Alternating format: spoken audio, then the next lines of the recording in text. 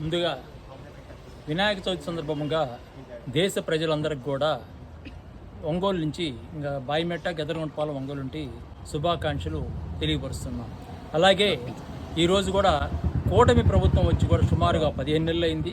దాంట్లో భాగంగా ఈ రాష్ట్ర ప్రజానీకానికి కూడా కూటమి ప్రభుత్వం ప్రతి ఒక్క వినాయకుడు పందిళ్ళకి వాడుకునే కరెంటు ఫ్రీగా ఇవ్వటం కూడా జరిగింది. కాబట్టి కూటమి ప్రభుత్వానికి కూడా మేము ధన్యవాదాలు తెలియపరుస్తూ ఉన్నాం. కాబట్టి ఈ యొక్క సనాతన ధర్మాన్ని కాపాడే విధంగా ఈ దేశ ప్రజలు కూడా ఈరోజు హిందూ మతాన్ని కాపాడుతూ భారతదేశాన్ని కాపాడాల్సిన బాధ్యత కూడా హిందూ ప్రజానీకం ఉంది. ఎందుకంటే కొన్ని ముస్లిమ్స్కి కొన్ని దేశాలు ఉన్నాయి, అలాగే క్రైస్తవులకు కొన్ని దేశాలు ఉన్నాయి. హిందూ మతం కానీ విచ్ఛిన్నం కానీ అయిపోతే భారతదేశంలో హిందూ మతస్థులు ఎడిపోవాలా అని పెద్ద ప్రశ్నగా మిగిలిపోయింది. కాబట్టి హిందూ ఐక్యతతో పాటు భారతదేశం ఐక్యతగా ముందుకు పోవాల్సిన బాధ్యత కూడా హిందూ మతం మీద ఉందని చెప్పి మేము సర్వ విధాలుగా ప్రయత్నం చేస్తున్నాం.